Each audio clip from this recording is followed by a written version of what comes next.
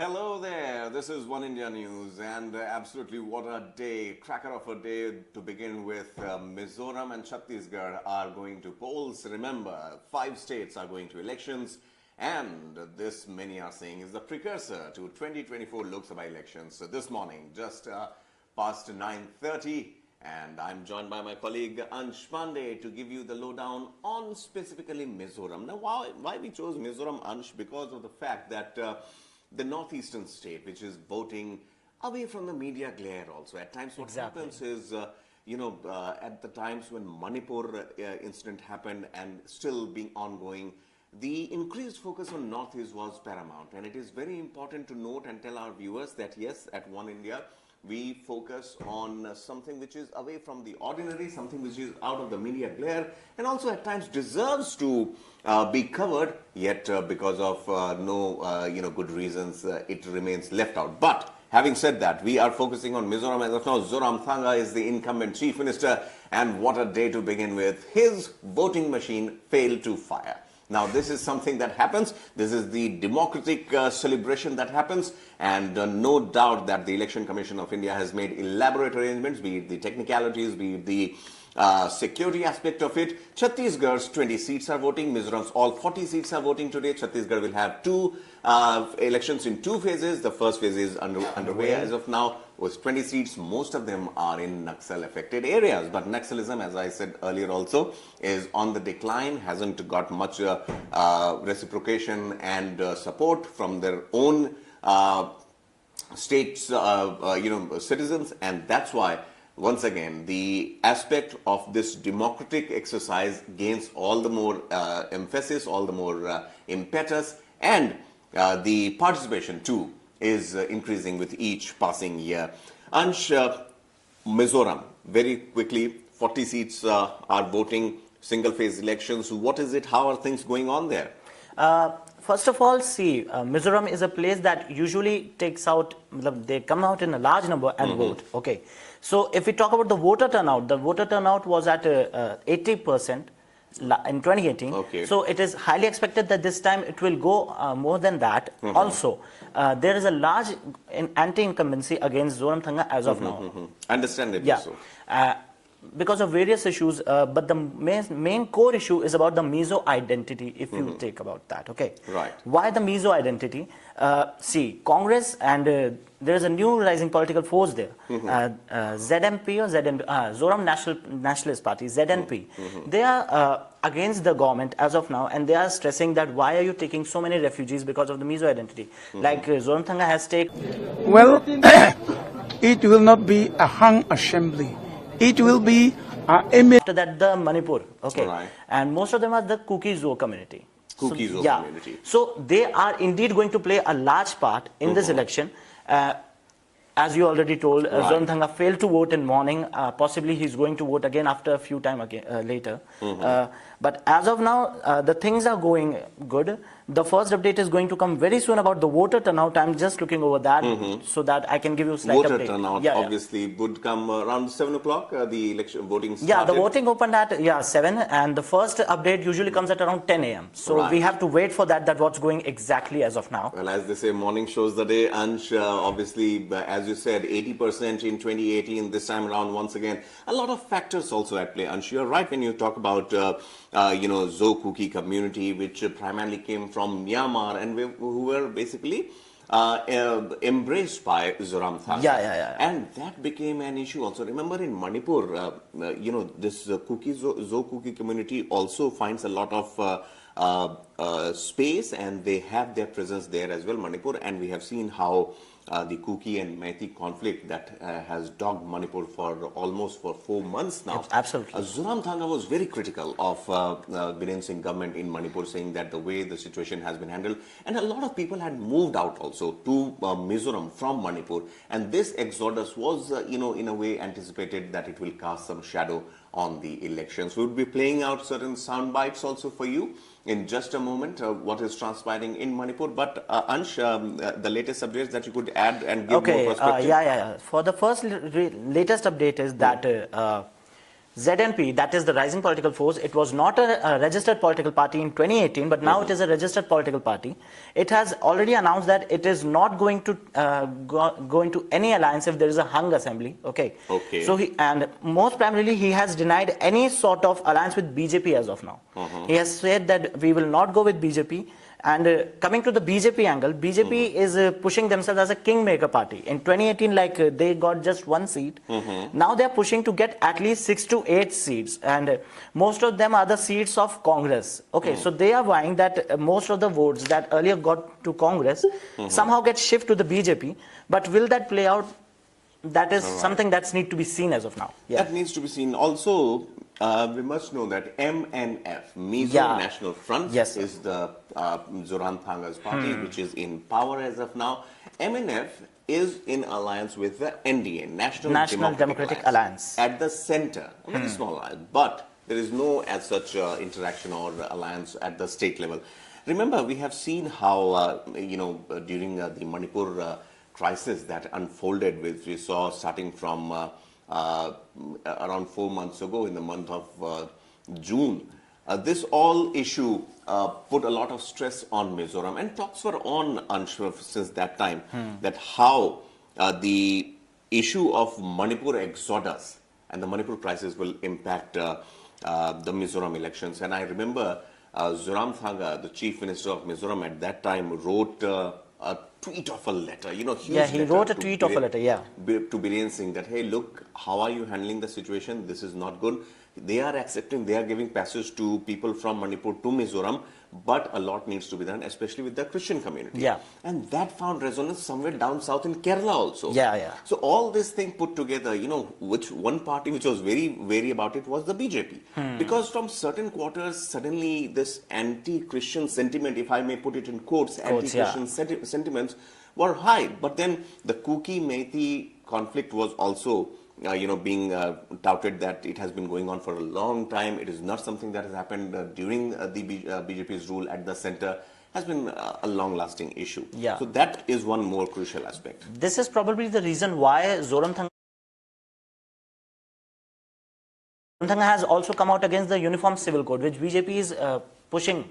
Okay, Zoramthanga has openly said that he is not going to support, and he says it a lot that the politics of center is different, but the politics of state is different. Even during the recent no confidence motion, MNF was in favor of the no confidence motion that was introduced by the opposition parties. So it can be seen that there is some sort of infighting between the alliance, but it would be seen after the election that will they again sign any pact, because as of now it looks like a four-way contest. On one side we have MNF, Zoramthanga, then we have the that rising political force, then we have Congress, and then we have BJP. See, Manipur has been either of Congress, either of MNF, but this time the election is going a four-way battle. Okay, so this is indeed a tussle. It's a big tussle there. It's a big tussle. This is a big tussle right now. Ansh, what is very interesting to note here is that Prime Minister Modi was supposed to, if I'm not wrong, was supposed to travel to Mizoram. But because of certain constraints, I believe, which only his team would know. Because obviously these VVIP movements are also planned in advance, and a lot of factors are kept into consideration. But Prime Minister Modi gave a video message to the people of Mizoram, and he said that BJP has strived to address the aspirations of people in the northeast and talked of creating marvelous Mizoram. Now, when BJP or Prime Minister speaks about Mizoram, he is not talking about a state in separation. He is also talking about the whole northeast. Whole northeast. Indeed. And Mizoram, I mean, you and I would know that whenever someone plans a trip to, say, northeast, they go at best till Assam. Because the connectivity till Assam is still very fine. But when it comes to going beyond that, Mizoram, Manipur, then you have Arunachal Pradesh, Nagaland, all these places which are rich in diversity, rich in cultural heritage, and also the tourist destinations. BJP government has made sure that the connectivity part with these parts of the country is solid and secure, and that's what impetus BJP has brought in. That's why a lot of states saw the exodus of Congress, and BJP romped home into the northeastern part, especially with Assam Chief Minister Himanta Himanta Biswa Biswa Sarma. Sarma, indeed, I yeah. mean, he jumped ship from Congress to Congress, BJP. yeah. And BJP must be thanking its stars for till today that this particular man single-handedly changed the whole face of BJP in Northeast. Bringing Himanta was like a trump card for BJP in Northeast. That's what I would say. See, Right. even during the recent elections, BJP, not BJP, Prime Minister Modi himself have emphasized that BJP is going to become a very strong force in Northeast.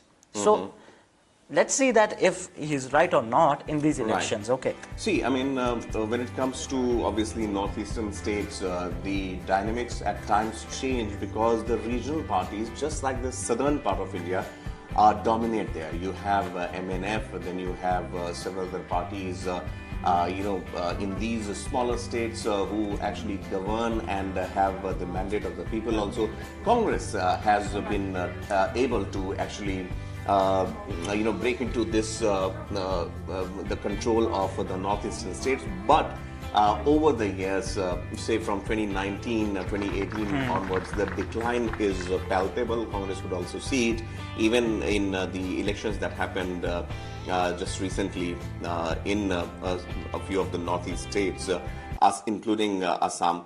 The situation as of now for Congress is on the decline, as it is being said, but this time around, because of the Manipur impact, whether Congress would be able to gain certain support, because that's one national party which has its presence or which had its presence until Assam Chief Minister Himanta Biswa Sarma chose to jump ship there. But nonetheless, having said that, coming back to Mizoram, we have as of now come to know that the RSS, BJP, Congress has been actually pushing a lot as far as maligning the name of BJP is concerned. Any political party would do that. And Mallikarjun Kharge, he was very vocal when it came to the role of BJP and RSS, in the northeastern part. And he said, and I quote, that RSS and BJP are hell-bent on destroying the culture, values, religion, and the Mizo way of life. Now, this is very critical,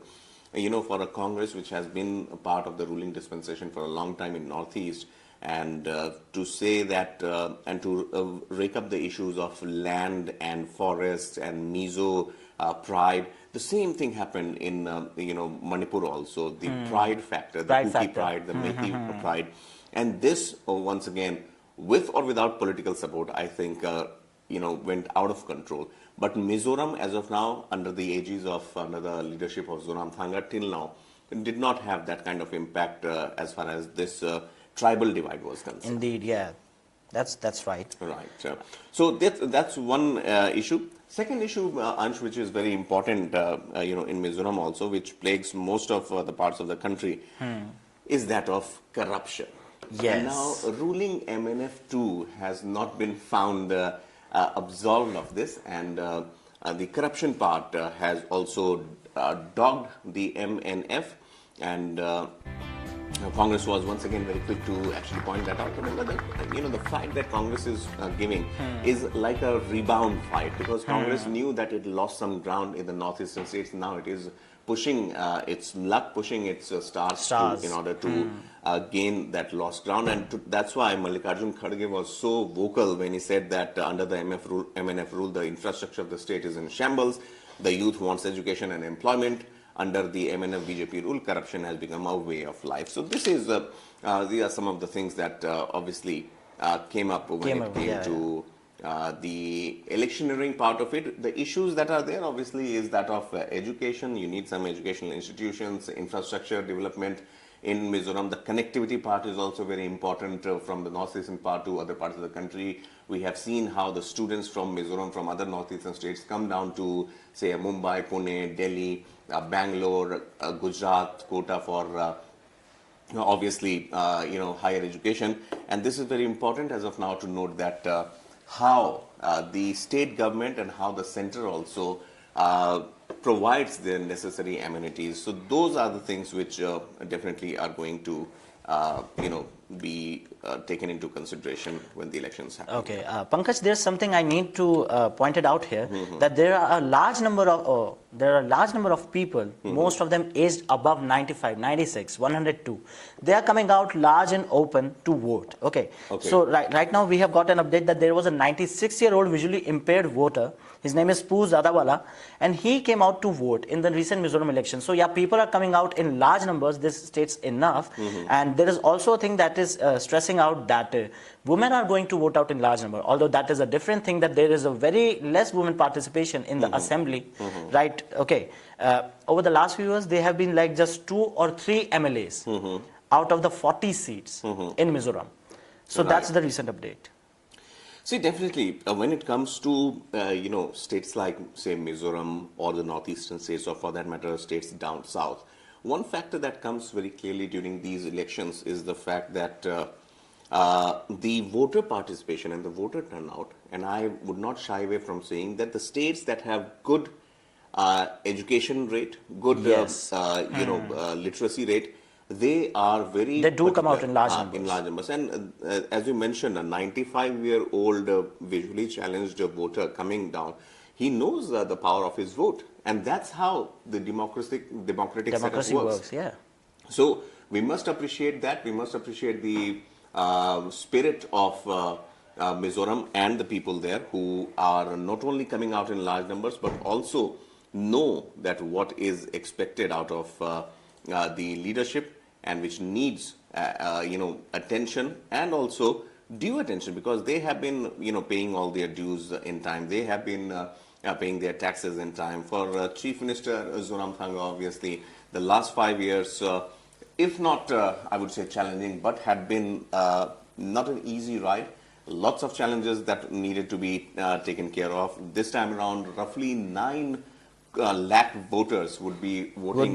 To cast their 9 vote. lakh voters, above 18 years and plus, not a small number as far as almost just a shy of 1 million voters, and critical juncture as of now for the Mizoram people of Mizoram, and also the political parties, as you mentioned, Congress, Yes. BJP, Zoram People's Movement, MNF, the 4-way contest. I believe BJP as of now has probably seen the writing on the wall that if MNF rides on people's wave, then automatically that will get carried away. Yep. It's a difficult role for Congress and the Zoram People's Movement. Zoram People's Movement is still new, so yeah, can't say still about new. them.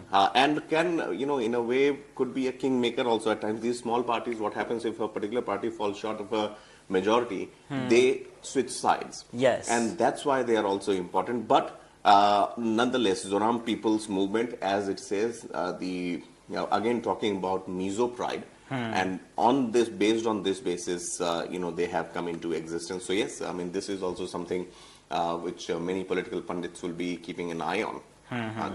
Indeed. That's right. And see, I mean, as far as the seats are concerned, because 40 seats are going to polls, all of them for the assembly seats, Aizawl East, Aizawl West, and then you have Serchip, and a lot of Dampa, Tuichang, all these places obviously are rife with the voters. The constituencies have made elaborate arrangements also. BJP is contesting 23 seats in the 40-member assembly, or roughly just a hint above the halfway mark. And in 2018, BJP had contested 39 constituency as just one seat, opening its account for the first time in the state assembly. Now, you would see that in 2018, 39 constituencies BJP contested. Now they have just come down to 23. Now, there is a reason behind this, because after that election, obviously, the tie-up 2014, when the NDA came back to power at the center, obviously BJP found its way into the northeast, and that's why, I mean, it was not incumbent on them to contest on all the seats this time around. Also, MNF being one of their partners is already there, and BJP is taking a very calculated move here also, that given the fact that certain areas where the sentiments are high as far as the Mizoram and Kuki Meiti issue is concerned, as far as the people coming from Myanmar is concerned, the Kuki community that you talk about. That rift also, BJP has been calculative, in my opinion, not to field candidates in those areas. And needless to say, I will have to wait and watch. Okay, Pankaj, now we have got the first update about the voter turnout. Approximately 13% of the Mizo peoples have already come out to cast their vote. And about Chhattisgarh, where the phase 1 of the elections are currently going on, 10% people have already voted. So that's a good thing, that's a good start if you see. Definitely, 13% in the first 3 hours, even if we consider that the data that we are sharing with you from the Election Commission website is, say, 20 minutes old, so by 9:30. So around 2.5 hours. That's a great start if you see. Yeah, definitely. 13% in Mizoram, northeastern part of the country. As of now, it's not very cold there. Mizoram, obviously, no, it's in not the very eastern cold. part. Yeah. So the winter has just started to set in. So the voter turnout early morning, is impressive. I would say 13%. I mean, back here in the central part, in 2.5 hours, roughly a 10% voting pattern is also acceptable, which is, as Ansh mentioned, in Chhattisgarh, 10%. That's just 10%, yeah. Yeah, so this shows, this difference of 3% again goes on to prove, states like Goa, Kerala. Tamil Nadu, you would see smaller states, people come out in large number more often. In large number, they take their, democratic right very diligently. They are of the opinion that, yes, this is one of the most important aspects of their, right. And then they exercise it. So, all kudos to the people of Mizoram and Chhattisgarh, yeah.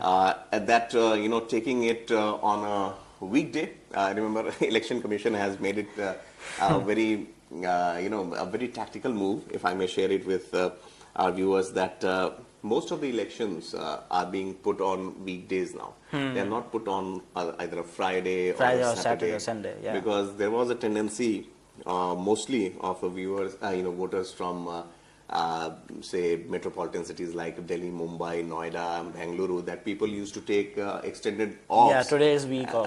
And then they would, because voting days are also at times given, as an off day, so that you can go and cast your vote.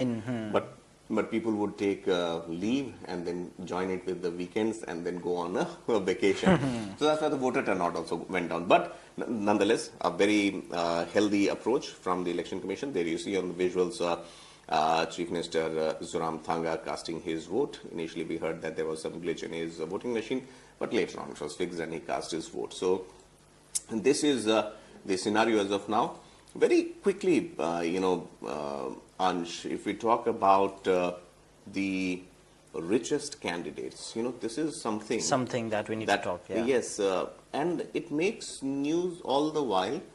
I am not saying that a candidate being rich or poor is something a parameter which is the only concern, which is the only aspect which people work on. The thing is, it is also a measure that how the voters and the MLAs have fared vis-a-vis their constituencies. Indeed. If an MLA amassed, money or wealth more than the proportion of the development of their assembly seats, then this becomes a challenging factor. So we have to bear that in mind also. And if we take a look at the Mizoram seat, the Mizoram state, we have from the MNF, we have 36 rich candidates. By way of rich, we are saying that the candidates whose assets are 1 crore and above. And this is sourced from the ADR. So MNF, which has filed candidates on 40 seats, the rich candidates who have assets more than 1 crore, 36. Congress, again fighting on all 40 seats, the 33 candidates are the ones who have their wealth, personal wealth above 1 crore. ZPM, Zoram People's Movement, 40 seats once again. 29 candidates are there who have wealth more than 1 crore. the rich candidates. BJP filed the candidates on 23 seats, and 9 candidates, are are rich. there. Aam Aadmi Party, 4 candidates filed. 4 of them are contesting. They're contesting on 4 seats. One of them has wealth more than 1 crore. IND, which is independent, obviously, 27 candidates. 6 of them are more than. So total 174 candidates in the fray, okay, and 114 of them are rich candidates. So for a northeastern state like Mizoram, this parameter also weighs a lot. Plays a large part. Yes, absolutely. And we have to bear it in mind that, it's very understood, Aj, that MNF, 40 candidates contesting, 36 are rich. One would say that, hey, look, they were in the power for a long haul. And they made a lot of money. I mean, this is one perception that goes. But my only concern is making money. Politics and elections, that's why people contest. I mean, they say that they are people's representative, but at the end of the day, somewhere down the line we have seen, and this is a constant refrain also, that, hey, look, politicians are there only to make money. But this is MNF, 36 candidates, almost 95% of their candidates are coming in under the rich category who have wealth above 1 crore rupees. MNF, obviously. Congress, 33. Needless to say that its presence in Northeast and Mizoram has been there for a long time. Remains to be seen whether this time around also they are able to topple the MNF or not, and whether the BJP MNF combined could retain the power. Okay, and now I have one more update. That is about the governor. Hari Babu Kambhapati has also casted his vote in Mizoram now. Okay, so yeah, that's the recent update. So the governor, obviously, one has to keep these factors in mind, that how the leadership is also voting. And if we also take a quick look at what's been happening in Chhattisgarh, obviously the 20 seats that are going to elections, Ansh, in Chhattisgarh are mostly in the Naxal-infested areas. Exactly. And one IED blast has already reported. happened. Yeah, and Chhattisgarh, obviously, Bhupesh Baghel, who has been leading from the front for the last 5 years. 5 years, primarily being seen as a progressive chief minister, has worked a lot for this roughly newly christened state. When Jharkhand was separated from Bihar, Chhattisgarh came out of Madhya Pradesh. So obviously, because of the Naxal interest, because of the tribal interests and tribal rights and their upliftment, a state was carved out of that, and that's why Raman Singh from the BJP was also the chief minister. Now he is contesting against Bhupesh Baghel. He paid a visit also to the temple and did some puja at his place also. So Chhattisgarh very critical here for the Congress also, Ansh, because one has to bear in mind that Congress is claiming and is fighting not just a battle in Madhya Pradesh but also in Rajasthan. And this time around they got their house in order in Rajasthan, and now all eyes are on Chhattisgarh as of now. How it goes. Pankaj, Congress is seeing these assembly elections as a precursor to the 2024 elections. Okay, yes. They see to return to the power at earliest, but they know that only these elections can pave the way or just demonstrate them that can they come back to the power so easily, or do they have to do more efforts on that? Okay, so coming to Chhattisgarh, there is light at the end of the tunnel too. Okay, so in Sukma there is a seat known as Karigundam. Their voting is happening after 23 years. Okay, right. This is a very big thing. So. And this is being done, this is a Naxal-based area, Naxal-prone area in Sukma. Right. Okay. So, ECI is doing a lot of effort to somehow do things at their best. Okay. And Congress has pushed themselves and have promoted themselves that they are controlling the Naxal, they are controlling the Naxal areas. Okay. But having a blast just on the day of election is not a good news for the start. Right. See, I mean, I think Chhattisgarh should also take a cue from Mizoram. Indeed, they should. Border state issues in the neighborhood, yet as far as the electioneering is concerned, has been by far peaceful. Peaceful, quite peaceful. I know, Ansh, elections at times meant in these states, I come from Bihar, And now Jharkhand has been carved out of it in 2000. So now technically I belong to Jharkhand. But Bihar, the elections meant a lot of violence, and that's, I'm talking about the early 90s and 2000. But things have changed there a lot, and people give example of Bihar now, that if Bihar can get it right, why not? Then why can't they? Why not other parts of the country where election violence? Remember West Bengal. I mean, the kind of violence that we saw in 2021 was unprecedented. That was horrendous. We were just coming out of the shadows of COVID-19, the first phase, and then later on the second phase was also dogged with the political violence and everything. So that one aspect is very critical. So Mizoram, as of now, I would say, being a northeastern state, has still managed to get it correct, get it right. And political violence is something that the Election Commission too takes note of and has made elaborate arrangements. Yes, the 20 seats that are going to elections in Chhattisgarh, which are voting as of now, are of Naxal-dominated areas. And needless to say, I mean, these are something instances are something that are not unexpected completely. Indeed. Pankaj, I have a question for you. The question is about that, how do you see the women participation? See, BJP has often promoted that they are a women-based party, and there is also data that women have often come out in open while supporting BJP. Okay, so I'm talking of Mizoram right now. Okay, so out of 9 lakh voters, there are approximately 45 to 46% of the voter. That means around 4.5 something are women. Right. So do you think women are going to play a large part for the BJP?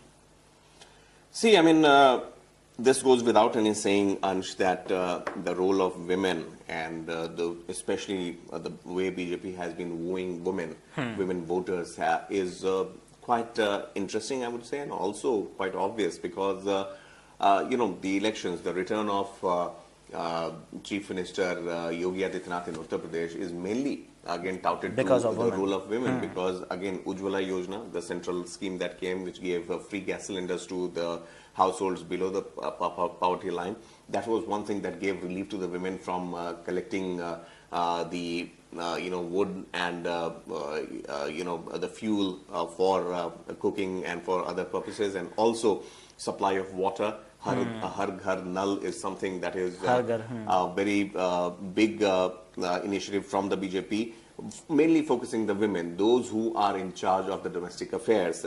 So it has been, focusing a lot in Uttar Pradesh, in Madhya Pradesh also. If you look at how both the Congress and the BJP are trying to woo the women folk, is again Priyanka Gandhi making promises that, cash doles would be given to women, cash doles would be given to those who are unemployed, cycles, laptops we have seen in Uttar Pradesh being distributed. So the states have actually, political parties have tried different ways to woo the women voters in different states. But yes, as far as the BJP is concerned, it has made it a point, and we must give it to the BJP here, that their increased focus on the women voters has been very clear. Right from the day they came into power. A lot of policies and steps and measures have been taken in order to empower them. I mean, Ujjwala Yojana, I think, hands down, is one of the biggest, initiatives that it launched. It had all the good intention. Later on, it came under criticism also that the gas cylinders became so costly. But states, again, if you look at Madhya Pradesh, Shivraj Singh Chauhan reduced the cost of the Ujjwala subsidized cylinders also for the second round when you take a refill. So all those things, have to be kept in mind that a huge portion of the voter base is that of women. And yes, why not? By all means, all the political parties, not just the BJP. BJP is in power, and that's why it has been doing a lot of things. But yes, Congress also too has been. Yeah, they do have a large women's support. Yeah, they do have. I have got just one more update about the Mizoram elections. Now the ZPM, that is the also known as ZNP, their president K. Sabdanga has also casted their vote, and they have expressed their hope that they are going to the elections with a large mandate. And but however, Zoramthanga is not ready to accept that. Now Zoramthanga has just casted his vote, and now he has come out in open. Now he is saying that he is quite sure that there won't be any hung assembly, and he's pretty sure that he don't need any alliance. He's going to form a majority on his own now. See, obviously, the confidence that the political parties would demonstrate is something that is very critical and important also.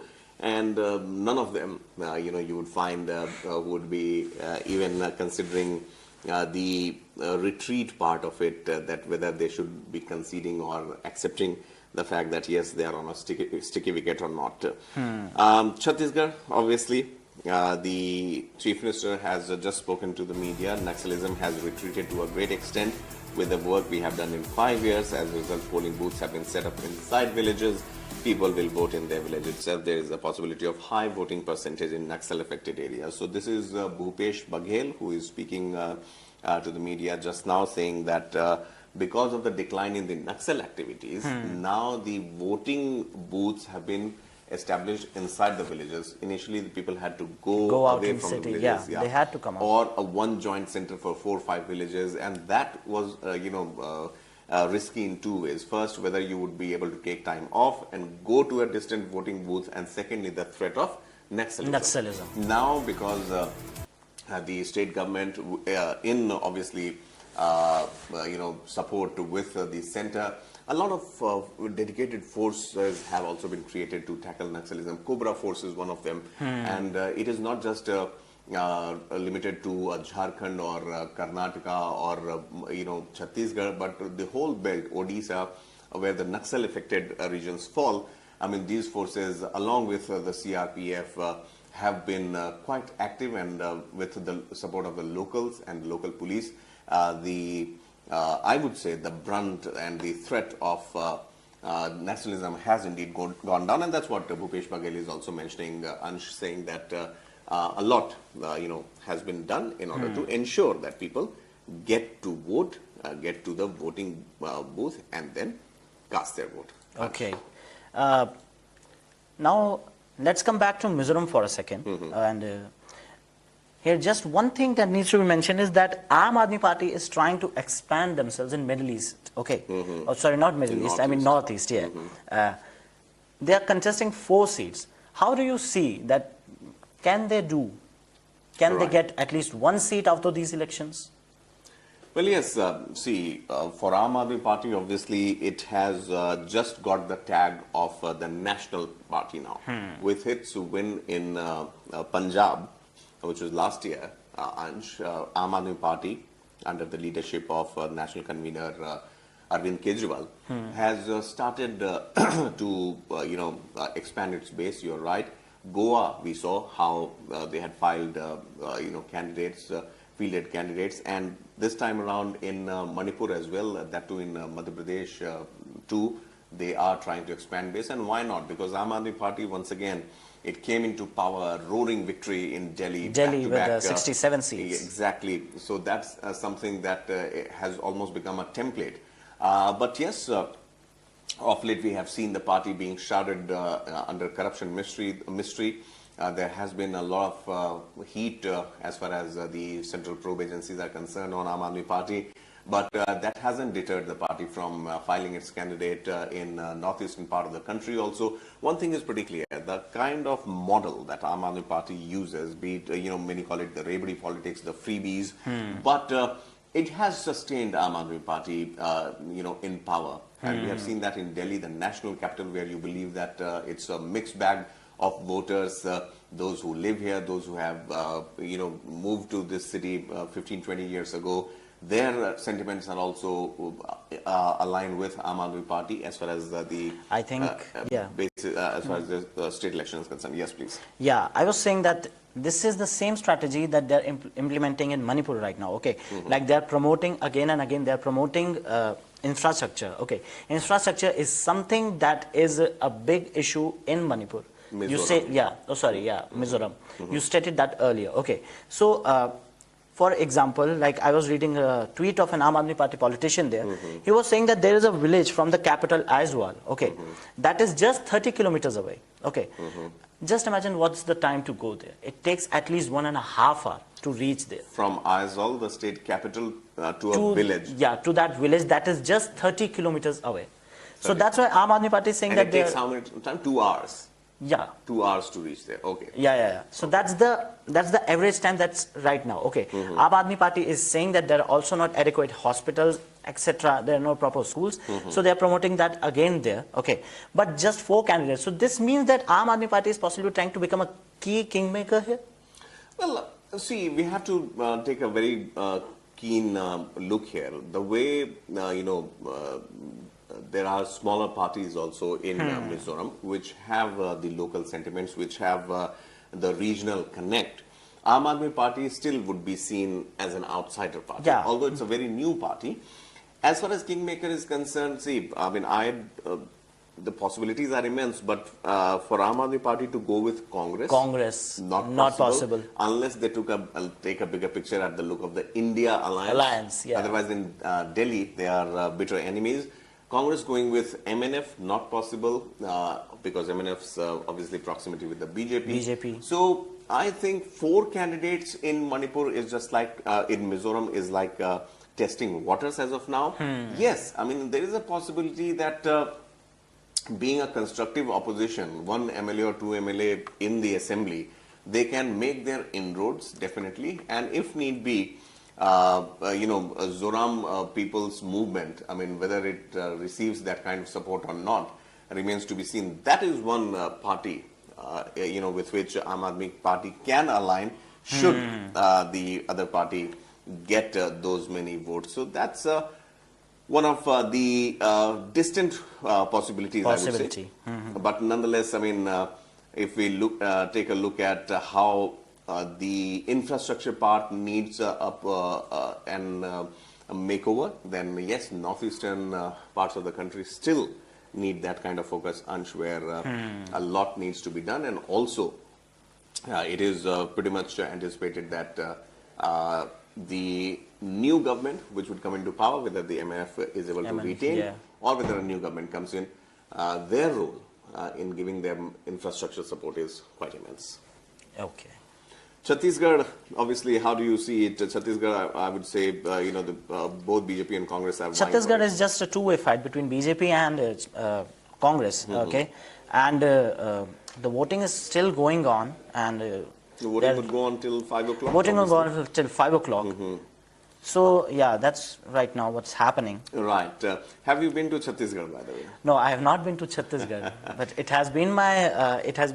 like I'm not... I'm not a big man till now. I'm just a 23-year-old boy. Okay. Well, look, depends. We have very young leaders also in all the parties, and Chhattisgarh, once again, a beautiful part of the country. Raipur being the capital, and Bhilai, and these are some of the areas where in Madhya Pradesh, where you have steel plants. So the culture there, obviously, is cosmopolitan yet very grounded. It's again very different from a Delhi or a Mumbai or a Chennai or a Bangalore, where you have a mix of crowd. So I for one come from a place in Jharkhand which is again a township. It has its own way of life, own schedules also, and that's Chhattisgarh for you. A very pleasant weather, once again, I would say. And if you go to nearby Madhya Pradesh, which is also going to elections, some of its cities like Indore, Bhopal, they are one of the cleanest cities in the country. And to be a cleaner city, or the cleanest city in India, is a big tag, I would say. And Madhya Pradesh, obviously, as the name suggests, has to bear the brunt of heat. But as far as the culture is concerned, as far as the food habits are concerned, that is something that many, won't be able to resist. Yeah. Okay. So Prime Minister is now, he is calling to the city, to the people of Chhattisgarh and Mizoram both to go out and vote in large number. This is his tweet. He is urging the young voters. Can you please read that tweet out? Yeah, he is saying, I urge the young voters and first-time voters to exercise their franchise. Okay. So that's his tweet as of now. And Union Home Minister Amit Shah is also urging the youth to come out and vote out in large numbers. Okay. So yeah, now they are again focusing on youth. Okay. So in Manipur, the new party which I was talking about, the ZNP. Okay, the ZNP is mostly the party of the youngsters. Okay, the youngsters are something that support the ZNP for now. Okay, but the BJP wants them in their foray, but I don't think that's going to happen so easily. Right. These are the new visuals, fresh visuals we are playing on the screen from Chhattisgarh, and look at the kind of crowd you have. People from all walks of life, all age groups are coming out in large numbers. Chhattisgarh, obviously, once again, as I mentioned, the tribal areas have gone to vote this time around, and the voter participation, thanks to the state and the centre's efforts, has been on the uptick because of the reduction in the menace of the Naxalism. Not many supporters left for the Naxals, fight, and the police bandobast, the CRPF presence. There you see them in all overall with automatic weapons. The polling booths are being guarded, and this gives a lot of assurance to the voters, especially the first-time voters. I mean, do you vote? Yeah, I have voted. I have voted. Yeah, my first vote was in 2019 during the general elections. Okay. I won't ask you which party you vote for, voted for, Ansh, but tell me, what are the sentiments? I mean, look at the preparations here. If you see, I can. We have. Again, the visuals are coming in from Chhattisgarh. So what is it? I mean, how does it play out in a young voter's mind? Because I have been voting for quite some time now, but I put development and the candidate and his maybe educational background, his temperament in mind. What do you keep in mind? Okay, like when I voted for the first time, obviously the candidate was my first priority list. Okay. Second thing was the who is going to be the prime ministerial candidate. Okay. Prime ministerial candidate. Yeah, You're talking who's about going to be the Lok prime Sabha minister? elections. Yeah, I was talking the Lok Sabha election. That was my first vote in 2019. Okay. So yeah, and I was probably the second or the third guy in the voting line when the voting opened. That was in morning at around 7 or 7:10 a.m. So I was around the first voters that voted at that time. Okay. Then I voted again in 2022 because I live in UP, Noida. So that's why. Okay. So that's the two elections I voted. I'm going to vote again in 24 How again. has been your experience when you go to the voting booth here in Uttar Pradesh where you have voted? How is it? I mean, I find it impeccably, well maintained and. Yeah, it is actually well maintained. It is actually well maintained. Like, see, when I voted for the first time, it was not a COVID time. So the lines were pretty big at that time. There were not many lines. Then came 2022. Obviously, the COVID-19 pandemic was there. And due to that, there were multiple lines at that time. There were multiple polling booths. So, yeah, at that time, voting was quite easy than 2019.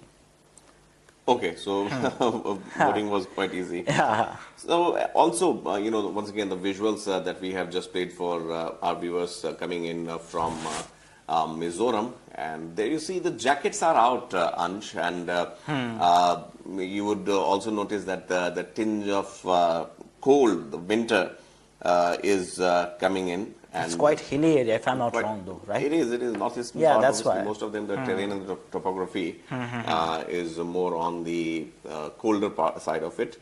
But yes, I mean, look at the intent. I mean, the role of democracy, the India as a union of states. Once again, in the northeastern part, I mean, I am particularly amazed by this phenomena. Elections is something that connects not just the masses but also brings a lot of perspective, and that how important is your vote. And trust me, political parties also leave no stone unturned when it comes to wooing the voters. Yeah. And all the officials who are given this duty of managing the polling booth, and it's not just about voting on managing a polling booth and voting happening there. After that or before that also, there is a lot of exercise, a lot of paperwork. Everything is kept transparent. There are checks and balances, layers of supervisors who are being given the responsibilities in a stepwise manner, that nothing is left for chance and no mix-up happens. And very importantly, I would say the comfort, the ease of the voters is very important. And as you mentioned, that here in Uttar Pradesh too, where we have both of us have voting experiences, it is very important to keep the voters' sentiments and voters' ease in mind, because next time onwards, because especially with the young voters, in metropolitan cities, what primarily happens is you have your work, you have your college, you have to go to, some other commitment. So people tend to forget and tend to skip this The voting very process. important Yeah, they do. process of voting. So that's why a lot of creative advertisements are being made. Election Commission of India, along with other election bodies, does a lot of exercise in order to bring the voters, and especially Prime Minister also, as you mentioned, has made an appeal. It's become a regular affair now. You see, there are, yes, Pankaj, there are also special arrangements to bring out the elderly and disabled people to cast their vote, okay? So, right now I'm seeing an update from Chhattisgarh, in again the Sukma region, okay? So, there are scouts, of NCC, then there are some school children that are also there, okay? So, they are helping disabled people to come out and vote. They are assisting them to go, like they are pulling out the wheelchairs, they are helping them. So, yeah, quite nice arrangement by the ECI here. See, definitely, I mean, this has to be there, and needless to say, when we are talking about the election procedure, that is something that needs a lot of focus for elderly, especially, who, I would say, have a lot of challenges at times because of the age factor, yet voting is something that is pretty close to them. And also, if we don't use or exercise this opportunity, this franchise, then I guess we shouldn't be complaining also in the first place that, hey, look, this government is doing nothing, or this government has done this, because it is imperative on our part also to make sure that we go and cast our vote. And Mizoram, I think, has been quite proactive. The social media, especially the Election Commission of India, is filing stories as we speak on a 96-year-old visually challenged voter. And then we have elderly voters also coming up and posing for the shutterbugs also cameras. A beautiful couple also coming out. That is a 102-year-old couple, by the way. 102 year. Very quickly, we'll be putting the pictures here on the screen also. And needless to say, what a sight to behold as far as this elections in Manipur, in Mizoram is concerned. Invariably, we are ending up saying Manipur all the while, because Manipur is something, this phenomena, when it started in July, Ansh, it took people by surprise. It took the whole nation by surprise that how a latent anger, precipitated and went out of control, and suddenly unseen footages were being seen. At times, there was a restriction on the footages also. There was obviously restrictions on internet, Internet was banned there. Internet was blocked there. So I think what started in Manipur has or is bound to have an impact. Politically or not, but yes, as far as the social fabric is concerned, then definitely a lot needs to be done, a lot of wounds need to be healed. And for that, it's not just the state government, the center, but also the opposition parties also need to come together. We need to keep that social fabric in mind. I mean, I'm not eulogizing here, but the only fact is that in the vicinity of Manipur, there is an election going on. And again, people coming out, voting on issues, based on issues like development, like social cohesion, like education. I mean, these are the factors that need to be taken into consideration. And also, why not? I mean, once again, it comes to, if not, getting carried away with the political sway, one should also be very mindful of the choice of their candidates and what he or she promises in the times to come. Yes, Ansh. Okay, so I'm still watching out the updates. It has been a quite busy day for Mizoram, it seems. See, obviously, for any state that goes to polls, it is pretty important to note how the state is voting, how the political leaders are also, taking this opportunity to connect with the masses. That's one aspect of it. Congress, BJP, MNF, and ZNP. ZMP, so ZPM, Zoram People's Movement, ZPM. Is something that they are, as of now, logged in a four-way contest. And Mizoram, obviously, once again in the northeastern part of the country, has seen a lot of ups and downs. Zoramthanga is the chief minister as of now from the MNF, the ruling party. anti-incumbency weighing a lot there. The reason for that, obviously, could be attributed to some corruption charges that have there. Primarily corruption charges. Okay. And ethnic clashes in neighboring Manipur Neighboring also Manipur. Have, cast a shadow on the polls. That's what it remains to be seen how it turns out. But Zoramthanga, per se, had been a very vocal critique of Biren Singh's government in Manipur, and the way he criticized Biren Singh's government goes on to prove that Mizoram opened its gates for the people of Manipur, those who ran away from and moved out of Manipur to save their lives, especially the Kuki Zo community. Now, this Kuki Zo community also finds mention from the neighboring country of Myanmar, yes, from where they had come in. So that is one key aspect, whether the acceptance level of the foreigners, as they put it, as Mizoram, state and a lot of voices put it there, that why is Zoramthanga allowing people from Manipur to come and get into the mainstream here in this state, which had its own challenges. Now, but I think Zoramthanga did the same for the community which came from Myanmar. Myanmar, yeah. And which came from Manipur also. Yeah, because of the Mizo identity. Okay. Because of the Mizo identity. Okay, so Zoramthanga has been a quite supporter of the Mizo identity. Okay. So, talking of the statistics I'm talking right now, okay, more than 40,000 have been taken by Mizoram, okay, from Myanmar. Then we come to Manipur. Approximately 13,000 have been taken from Manipur. And just now he has again given a statement that peace to Myanmar, Manipur and Bangladesh is our greatest desire. This is his latest statement by Zoramthanga while he was casting out his vote. Okay. So this is his statement right now. What is it, please? His statement is that peace to Myanmar, Manipur and Bangladesh is our greatest desire. This is the statement of Zoramthanga that he has given to the media. Okay.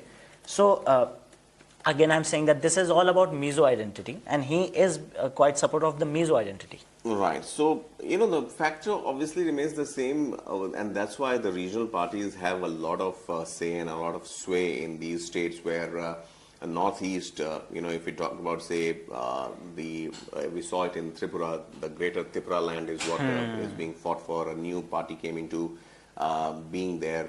You talk about Nagaland, then again, a new Nagaland is something that is being fought for. Manipur also, the clashes between the Kukis and the Meitis goes on to prove that they are trying to emphasize on their own identity, and that's what keeps them going there. So, in all, I would say the fact that the particular state's identity and their tribal identities, these mainly states have the tribal population, it is something which is very innate to them, very close to their hearts, and that's why even the political leaders don't tend to touch upon that, or they rather play along the gallery. And why not? I mean, if that's the identity that they have been fighting for, that's the identity that they want to retain, then obviously all political parties would try to work along with that and not try and go against it. And as we were talking about, Mizoram ZPM's working president K. Sabdanga has cast his vote also, and he has cast his vote at Aizawl North 3 constituency, and voting is underway.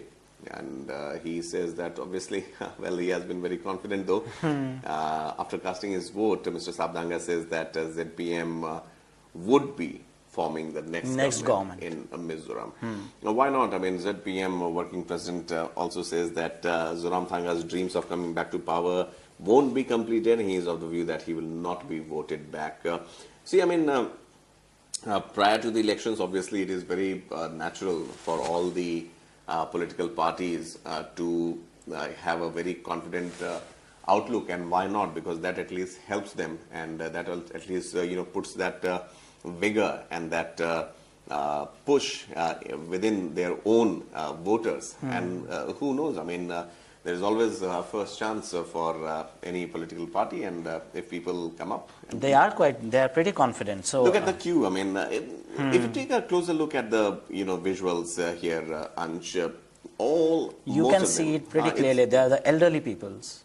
elderly and also the youth. Youth is also there. The age group that we are looking at as of now is what a kind gesture here. People standing in queue, allowing the elderly to go ahead in the queue and vote for them. We can keep the visuals full frame if you want, and there we see it.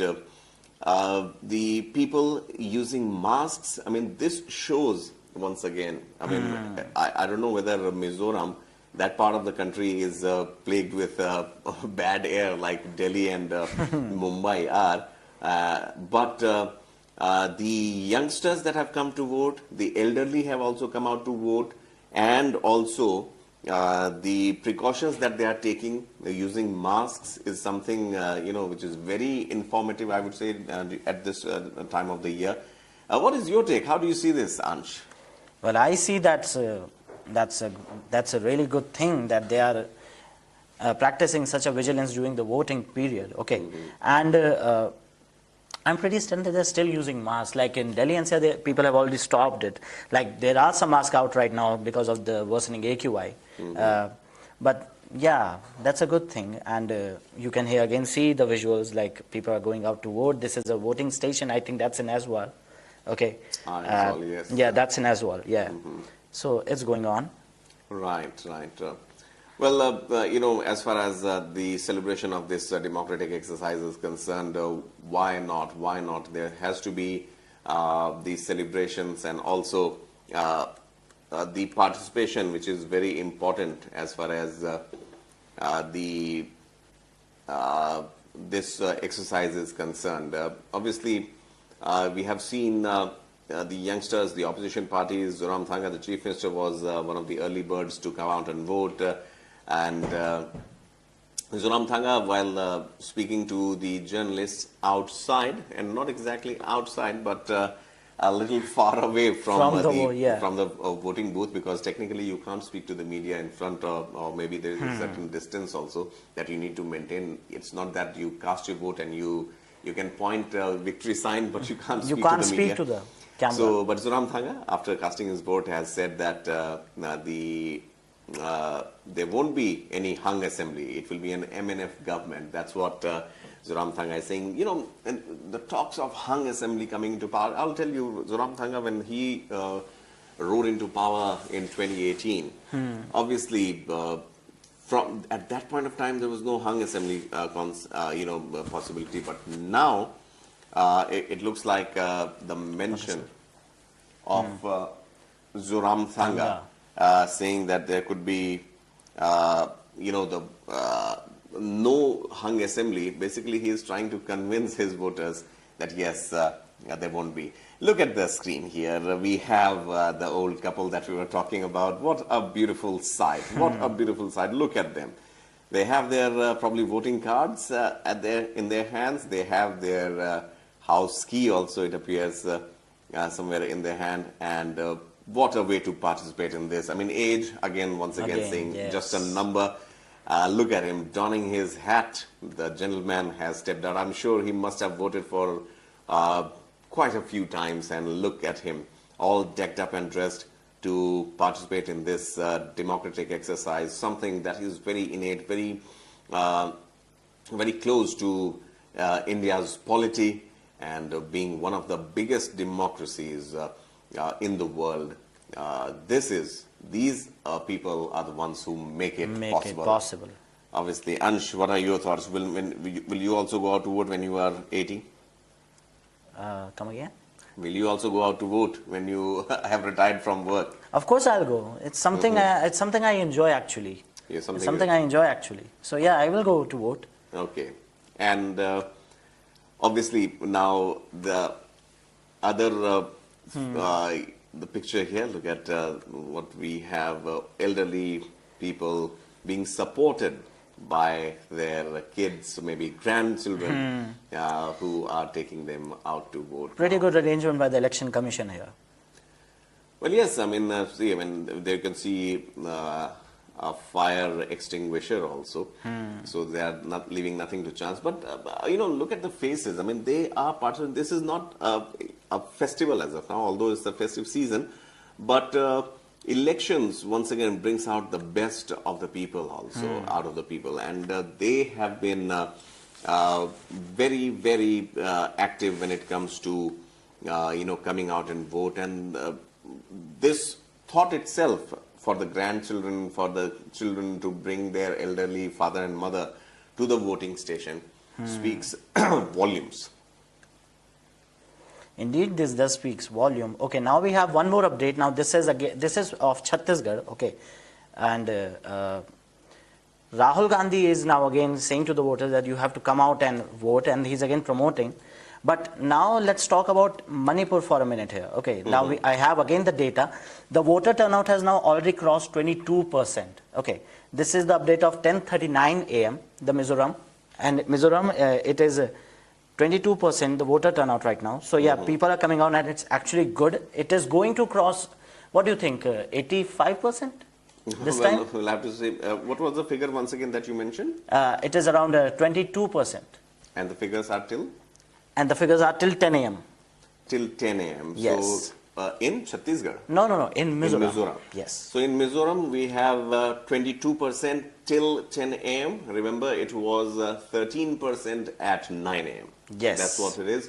So there has been there a healthy is 9% this is a 9% advantage in yes. 1 hour. So again, crossing 30% by 10 a.m. Not bad, I would say. Chhattisgarh would be a bit behind if the numbers, if you can take it from the Election Commission website, the voting percentage was around 12% by 9 a.m. And now Mizoram is leading with 33% voting by 10 a.m., which is a healthy figure. And if this trend continues, Ansh, I believe by 5 o'clock, when the election ends, anything above 75 to 80%. That will be considered a good mark? Obviously a good mark, yes. It's a healthy mark. If you touch 80, nothing like it.